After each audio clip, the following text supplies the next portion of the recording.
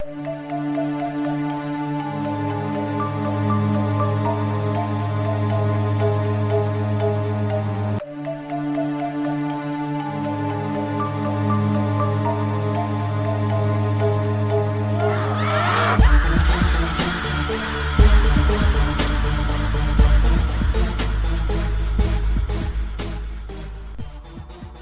up, everybody? Mike, I got a fucking weird one for you. I like the weird ones. Yeah, this one I've affectionately come to call Flatwoods on Crack. Flatwoods on Crack. Yes, sir. Wow. I can't even imagine what that is. Is this strung out barn owls attacking people? No, although that would be cooler. Oh, man. Well, maybe not cooler than this story. It would be cooler. I would like it way better than whatever it is.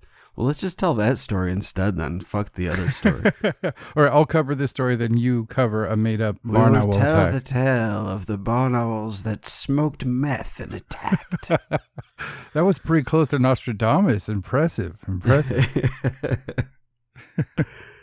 All right. Well, we'll get to the barn owls on meth or crack or both. But or both. They're all fucked up. You never know. Barn owls get crazy when they go on benders. There's no telling what they're going to get up to. Their lives are not in order. Barn owls on benders. All right, but this case that I'm going to talk about is called the Casablanca case or Casablanca incident. I've never heard of this. And I came across it a couple places, and when I tried to do some further research, I found it on a couple sites that I've used as reference before that I'm a fan of, and I'll put them in the show notes so you guys can go check it out. There's actually a website to where they have a podcast themselves, and they covered this, so check that out if you want to. But this is definitely one of the most bizarre cases of whatever you want to call this I've ever heard of. But this took place in Casablanca, which is in Riverside County, California, on Sunday, August 22nd at 2 p.m. the summer of 1955.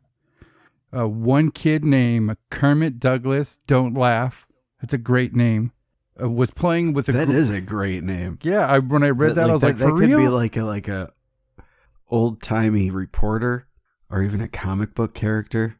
Yeah, I felt like an old, maybe like a little farm kid, but this is in Riverside County, California, 1955, not 1855, so I don't know. But this little kid, Kermit, was playing along with a group of his friends in front of his house when Kermit noticed what he called a strange object hovering above the group of friends in front of his house. And they described it as being translucent, very radiant and bright, in a dome shape. Now, all the kids started to stare at this thing in amazement for a few seconds, and then it suddenly vanished. A few moments later, a second and different object suddenly appeared, and when it did, it made what they called a musical ping-like sound. Now, is that something you've ever heard of when it comes to UFOs? I mean, this is sounding like a UFO. Maybe a music box type thing? I don't know. I read a couple different tellings of this, both with details the other didn't have, but they all just described it as a ping sound. I've heard of music accompanying events like this. Like, a lot of times it'll happen with divine.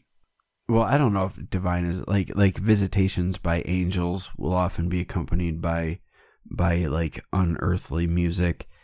And I've even heard people that have had abduction experiences claim that they've heard a sort of music that'll accompany the visits. Weird. So I wonder if it's just kind of something with paranormal entities of some sort that, or whatever these things are that come over as fairies or aliens. Because that's another thing, the fairy music, the music that lures people into the fairy realm, into the woods. And I wonder if it's something with these things, if like the music is there to create a desired effect or create a certain mood for the event, or maybe even act as like a form of hypnosis. You're a sharp one, Mike. You're a sharp one. All right. I try. Let me continue with this and you'll see what I'm talking about. But this second craft was described as a disc turned on its side. So if I'm holding a plate and I'm flying it like a UFO towards you and I turn it sideways. Like a hubcap on a wheel? Yeah, exactly. So it's facing you, so it looks like a disc. But they call it a disc so they can see that it's flat. But it was spinning, and on the edge of it, there were flares of light that were spinning in the opposite direction that this craft was spinning. And again, it was semi-transparent, very colorful, and very beautiful, they said. It was pulsing multiple colors, red, blue, orange, and yellow. But they said that they can see that the craft itself was silver or chrome in color. So as they observed this second craft, or object, whatever you want to call it, all of a sudden a bunch of them started appearing all over the place with this ping sound for everyone as they appeared and disappeared. Now this kind of freaked... Like all over the sky, you mean? Yes. Wow. That's crazy. Yeah. Especially with the ping sounds, that had to be weird. I wonder if there are different tones or the same tone. Yeah, like did they make a tone and like blink out, and then another one make a tone and blink in? Is it... Yeah, that's what they said. As they disappeared and reappeared, it made a ping tone each time. That's crazy, huh? Now this freaked the kids out, and one of the kids broke for the house to get an adult. But as they approached the house, they said the objects disappeared. So one of the kids, a girl named Blanche Campbell, decided to stay still but call out for the adults, which they heard and came to investigate what was going on.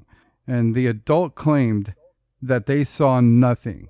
And the children were saying that it's right there. They're popping up all over the place. And the adult just refused to be able to see it. So it was continuing on while the adults were there, but the adults didn't see it? Yes, it was basically invisible to them. Wow. Now, that's something I haven't heard of before when it comes to UFO stuff. Yeah, wasn't that the thing with the visitation in Fatima where only the kids could see Mary? Yeah, but again, like you were talking about, that's like a holy apparition. But I think it's a holy apparition because that's what she said. But from the reports that a lot of people were describing when the miracle of the sun occurred, it sounds very much like a mass UFO sighting. Absolutely. And when it took on the UFO form, everybody saw it. Yeah. Well, no, not everybody. There were people present that didn't see anything. That's right. But there were a lot of people that did see it, and different groups of people saw different things. So I think that's pretty interesting as well. But it's a lot of the things leading up to that with the visitation of Mary with the children took on an air of similarity with abduction experiences and fairy experiences. And it was, this figure that was kind of speaking to the children, giving them this information, and then it ultimately led to this huge event that hundreds, if not thousands of people witnessed, seeing this miraculous light in the sky that was moving all around. But some people described it as a disc that was moving. Some said it was the sun that was dancing in the sky. Didn't some say that it got dark and it started to rain on them? I think it was raining before it occurred, and then the rain stopped and this light event occurred. I remember everybody was miraculously dry, though. Yeah. Yep. Yeah, I think it was raining beforehand, and afterwards everybody was dry. Which, I'm not taking anything away from that. That is absolutely a phenomenal event to happen. But I think that it ties in a lot with the UFO experience and similar events that happen. And I think that what you're talking about here could also be lumped in with that sort of thing, where only certain people see it, even though it's right there occurring before their eyes. And maybe it has something to do with faith or something to do with belief that these events can happen. And that's probably why why children are more susceptible to these sort of things. Well, these lights or objects or craft or whatever you want to call them, and the large ping sounds that accompanied their disappearance and reappearance continued until one of the objects quickly landed in a football field that was about a half a block away from Kermit's house. And they described this one as big as 3 houses put together. And again, very colorful and beautiful. And they said that the craft stayed about 3 feet off the ground hovering. Wow. Very low to the ground. And it was that big. Yeah. 3 houses. That would be big seeing flying through the sky, but seeing something that large just floating above the ground, that's a bit unnerving. Yeah, it's shocking. It reminded me of the South African UFO sighting, the schoolhouse sighting? Wasn't that Australia? The Westall UFO sighting? Maybe there's a South African UFO schoolhouse landing too, so I don't. Oh yeah, I know which one you're talking about. All right, so as this craft or whatever landed in this field, the kids started to make their way towards this thing, and 2 of the kids happened to look back towards Kermit's house, and this is what they saw. They said they saw a transparent being about the size of a 4-year-old child floating off the ground near the front door. And they said that it had a big red mouth, big red eyes, and would appear to be gems or diamonds, something that gleamed like diamonds around the area where its nose would be. Its lower torso and legs kind of tapered down into a nub, and it had on a belt with a disc-like buckle that reflected light like a mirror. Now this sent some of them into a panic, and the 2 boys who saw the creature screamed and ran into a nearby house, which alerted a second adult who again claimed to see nothing. Wow, so even the beings aren't able to be seen. That's creepy as hell. It is. It's starting to make me think of it, like this thing's just preying on these kids. Totally. Wow, that's so creepy. Yeah. And more than one child witnessed it, you said? Yes, that creature. I don't know if the rest of the kids saw it because they just made their way towards this thing that landed in the field. One of the kids who was there noted that one of the kids, who was a 7-year-old, seemed to be hypnotized by the craft and spoke about how beautiful it was, and it was the most beautiful thing he ever seen, and actually had to be tackled by a couple of the other kids to stop him from physically approaching the craft. Then, as stated by one of the kids, a dude named Marvin Sims, the sky exploded with tons of these disappearing and reappearing, pinging, glowing crafts. So it hadn't even begun yet. One landed on a nearby roof. One crashed into some branches on a nearby tree. One of the kids said that while this was going on, about 20 feet away, he saw a floating arm that appeared to be metallic, maybe robotic, maybe covered in some type of metal armor or plating, but it motioned for him to follow it.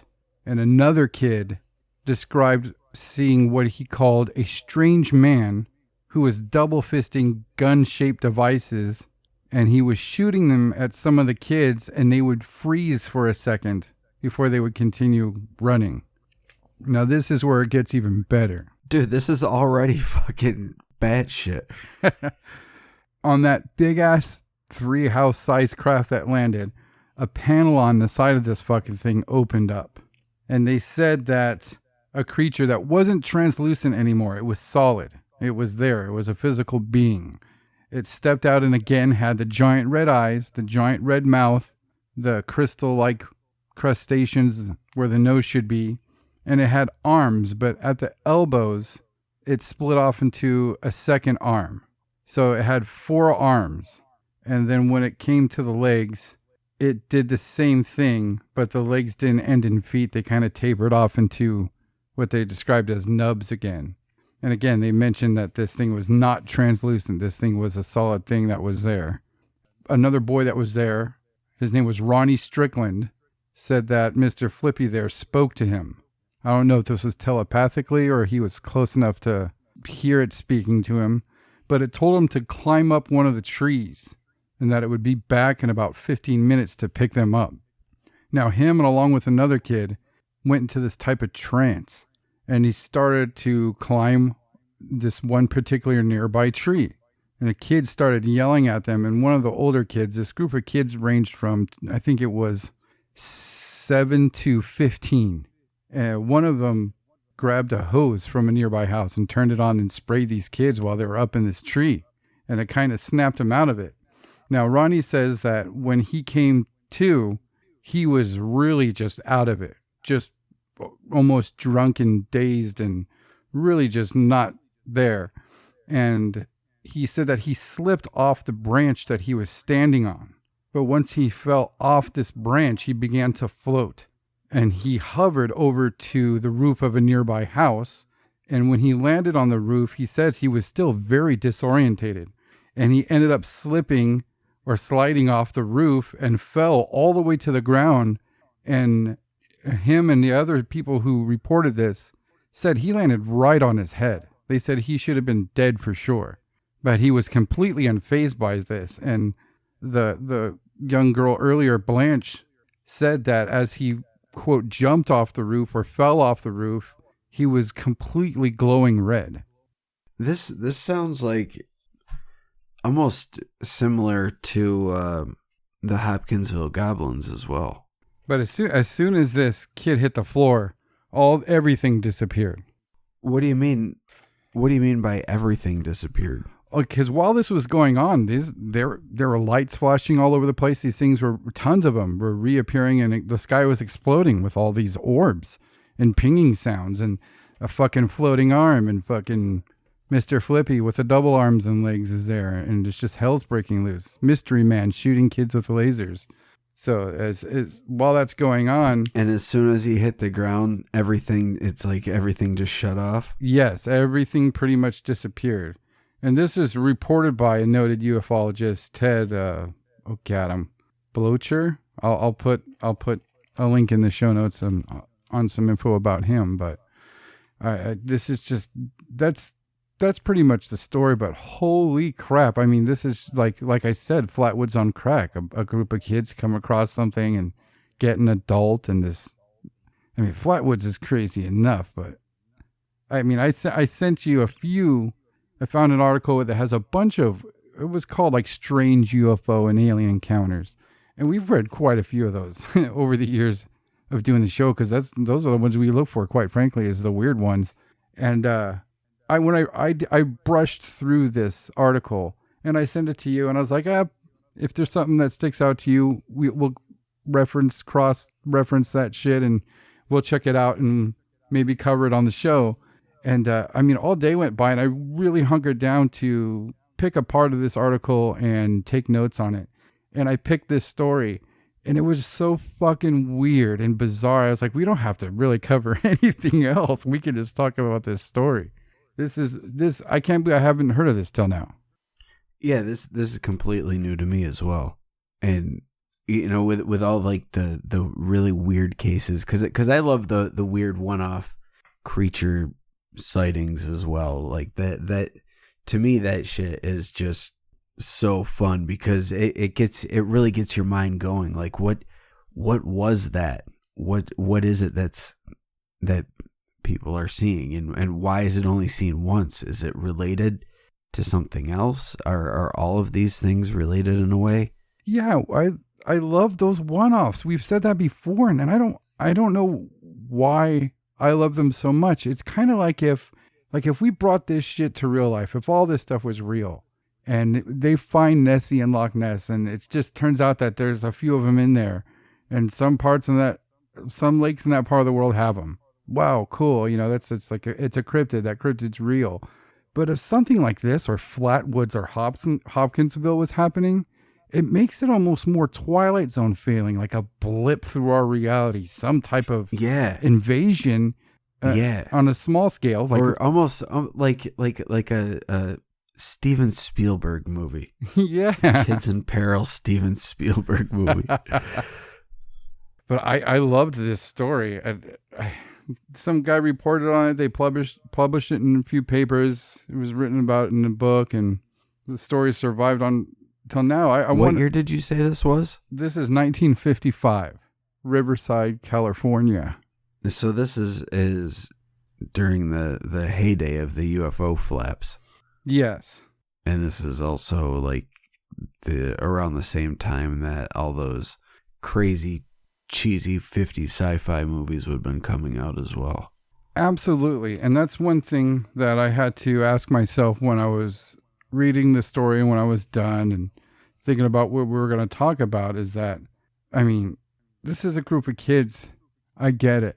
But if there ever was an example of too strange to make up when it comes to a story, there's too many layers to the story, too specific. I have a really hard time believing that a group of kids ranging from age 7 to 15 are going to come up with details like a disc that spun counterclockwise, but the light rays that came off of its edges spun counterclockwise. You know, and having them. Yeah, that seems very specific. It does, and especially for all of them to agree on as well. Yeah, and then we get the report of these things flashing different colors. I mean, if they're watching monster movies or UFO movies, they're in black and white. So we hear about that same description later. You know, decades later, UFOs that are flashing multiple colors like that. So I don't know. I kind of find it hard to believe that these kids made up the story. Again, with the whole it factor, I find it totally weird that it just focused on these kids. I mean, it even told a couple of them, hey, we can pick you up and take you the fuck out of here. I mean, it was definitely luring the children. It tried to get some of them to leave with it. That doesn't sound like the regular modus operandi of a fucking alien. No, I mean, based on what though, really? I don't know. When kids have UFO abduction experiences, it's the same old, same old. They're asleep in their bed. They can't move. A lot of kids, when it happens, like think about when it happens to adults and how many adults don't have any recollection of what happened. And oftentimes, until they undergo like hypnotherapy, they have no idea what the details were. And then think about how malleable a child's mind is. And if you were to do a mass abduction of kids and put like some sort of like cover memory in their head, like a post-hypnotic suggestion or something, so that they remember only certain things of the abduction experience, or they shape the experience in a way that just seems so weird and bizarre that no one will believe in it. It won't make any sense. And again, with the music.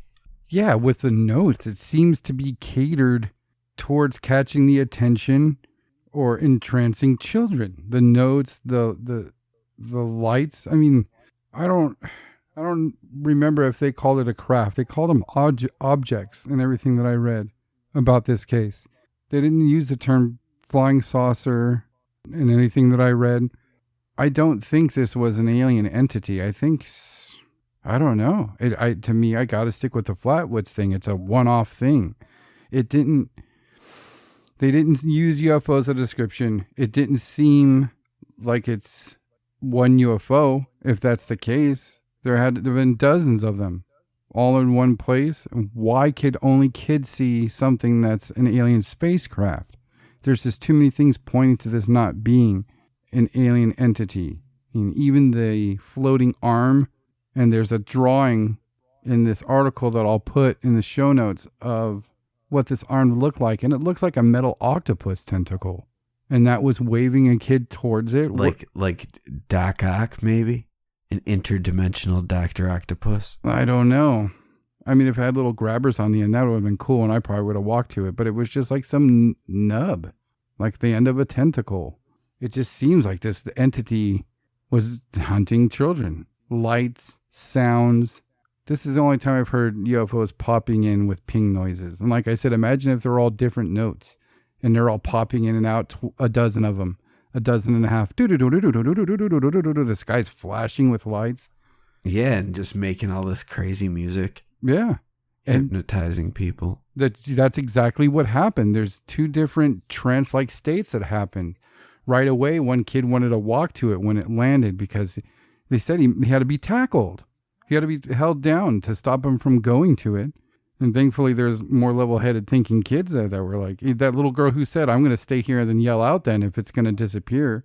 I read in the report that they tried to run in a couple of times, but one of the kids shouted, it's disappearing, hold on. So they had to figure out, okay, I'm going to stay here and yell for help. That's where it gets real Steven Spielberg Stand By Me-ish feeling. In the story, these kids had to use problem solving, and there had to be level-headed people. That one kid who grabbed a hose to wake up the kids that are in the tree. I mean, I don't know. I don't think a group of kids can think of stuff with details like that. Yeah, that does seem pretty far-fetched to assume that kids are just going to band together and make this story up and stick with the story. Yeah. So are you thinking alien with this? I'm totally... Well, I mean, you know how I think. I don't even think that aliens are from another planet. I don't think it's anything like that. I think that whatever this thing is like it's the same thing as fairies. It's the same thing as aliens. It's the same thing with religious events like Fatima or being visited by angels. Whatever it is, it's all behind all of these types of things. I say it like it's one thing that's doing all these things, but I think it's the same type of being. I think we're seeing different, maybe different levels of the types of beings, and you'll have these big events where multiple people will be witness, like the Fatima thing, or you'll have smaller events that maybe only certain people witness, or events like this where only children are able to observe because children have the open minds and it's easy to project these images into a child's mind and make it look like reality. But I think that these things are all there to interact with us in a way to I think in a lot of ways, especially in these ones that seem kind of more frightening or negative, that it's a way for them to draw energy and feed off of our energy. And I think that's why in a lot of ways they take forms that appear to be frightening. Just to stir something up, Yeah. To elicit a reaction, and if they're able to gain strength from negative emotion, then instantly from the first encounter, they're going to be able to start feeding on you. Yeah, it doesn't even have to be a negative emotion, just a powerful one, and fear just happens to be the most powerful, almost.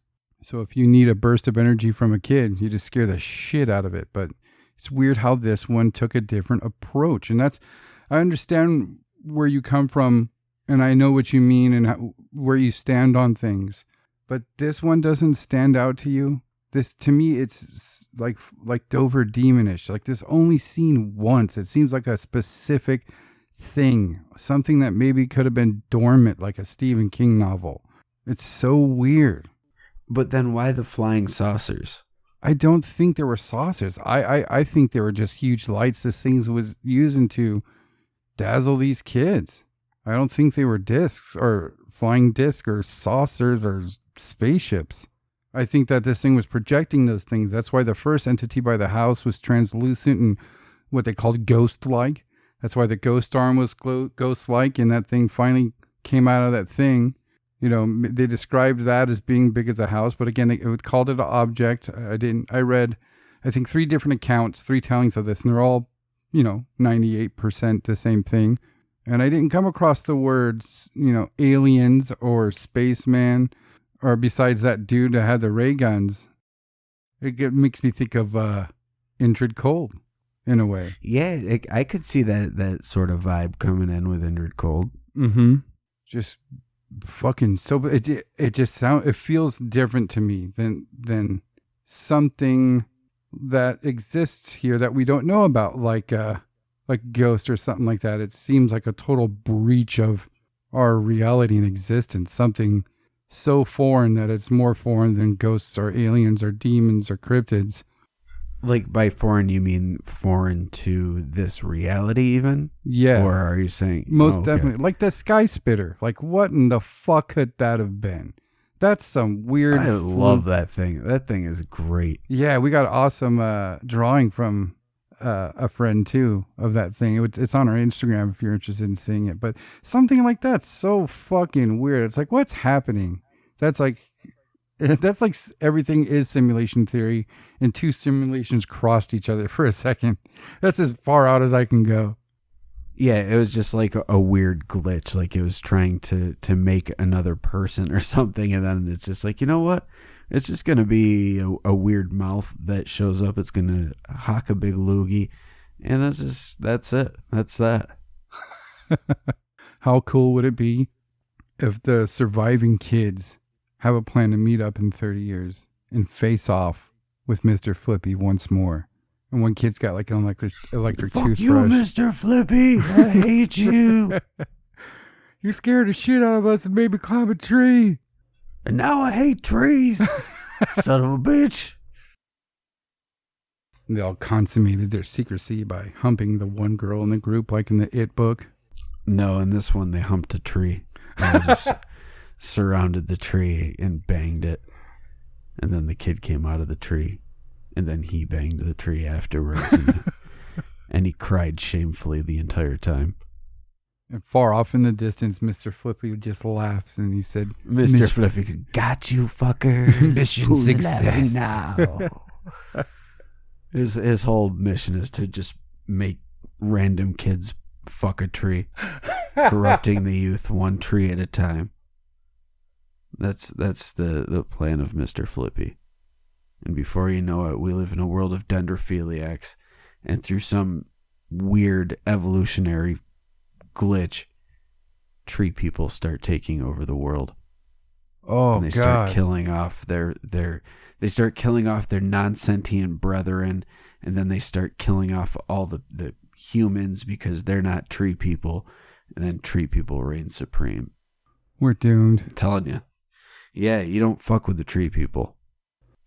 So there's this other story, and there's a bunch of stories that are kind of like these weird little one-off, just bizarre fucking things, and maybe sometime we'll just like do a show of our favorite one-offs, because I think that would be fun. We've covered a bunch of them, but I think it would be fun to cover them all, like and do our favorites, like make a top 10 list or something. But there's this one that it's just such a bizarre sighting, but this occurred in Frederick, Wisconsin, and there was a farmer named William Bosick who was driving home from a meeting that he was attending, and all of a sudden as he's driving down the road, his headlights start reflecting off of something that was on the side of the road.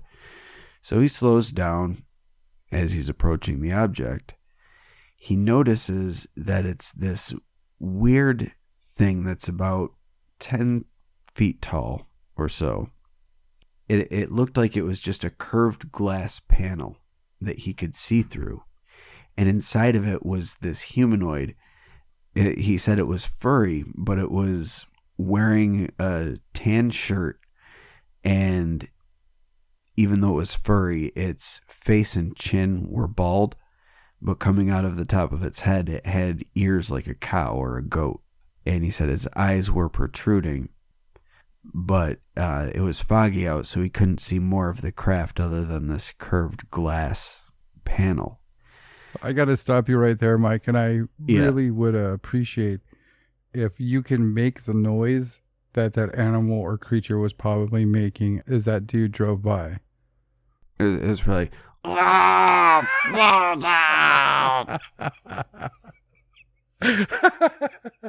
That's exactly what I was thinking. That or the goat that screamed at you by the lake. That was a deer. That was terrifying. Oh, goat. Why? Yeah, I don't know why. Goat screaming. It just goes hand in hand. But the deer scream is scary. He just guns it and drives away like, oh my God, what the fuck was that? And then in retrospect, when he's thinking about it and talking about it, he says that he thinks that the thing looked as afraid of him as he was of it. Like it's just sitting there like, oh shit, my spaceship crashed. I need to figure out a way to get the fuck out of here. And this guy comes down the road and it's like, oh shit. And what am I gonna do? Oh my God. And then he was, the guy swerved around him and he's like, ooh, dodged a bullet there. Yeah, as that guy pulled up, he was receiving a radio transmission. It's all Gluktar. Do not be seen by the humans. And he's like, oh! This guy's he's just like, what's a human? Guy pulls up. He's like, oh shit, I blew it already. And his boss in space just, Gluktar! Shakes his fist. Yeah, that guy said he wished that he was friendlier to it. I loved that quote. What he would have fucking offered a jump or something. What would you have done to be friendlier? Yeah. You need a jump, buddy? How about a tow? I'll tow your fucking glass panel out of here. Let's smoke this square while we wait for a tow, pal. I bet you would have done it if it was that scared. It was like, okay. Whatever you say, just don't hurt me. Or tell my boss. I just laughed so hard. I could just see some old farmer guy with his head down. He should have been nicer to the monkey alien. Yeah, I picture him wearing a pair of beat up overalls and a flannel shirt and one of those old beat up hats, and he just takes his head off, holds it against his chest. Man, I wish I was nicer to that there cow alien thing behind the glass panel. He looked terrified as hell, and I was terrified as hell, but I don't think he meant me no harm, and I just wish I pulled over and see if the boy needs some help, maybe a tow, maybe just need an oil change. I could change some oil. I've been changing oils on my father's tractor since I'm about 6 years old. I got a lot of experience changing oil. And I bet if that alien needed his oil change, I could help him change his oil. Maybe he just needed a jump. Maybe he had a flat tire. I don't know. Do aliens need tires? Martha! Do aliens need tires? Aliens don't need no tires. They got a spaceship. Well, but I just feel bad. He's on his deathbed and his granddaughter's like, do you regret anything, Grandpa? I should have been nicer to that bovine spaceman. This fucking takes it to the heart all the way to his grave. Those are his dying words. Gather around, family. Be nice. He demanded his headstone read, Grandpa John, prick to aliens. Learn from my mistakes. Don't be a dick like a grandpappy. Thank you for listening to the Whatcast. You can find us on Twitter, Instagram, Facebook, iTunes, and YouTube. Enjoy the podcast. Get yourself a Whatcast t-shirt or a sticker pack. Who was that dude on that one episode? Try the links in Homie's page. All this and more can be found at www.thewhatcasters.com. Thanks again for listening and have a great week.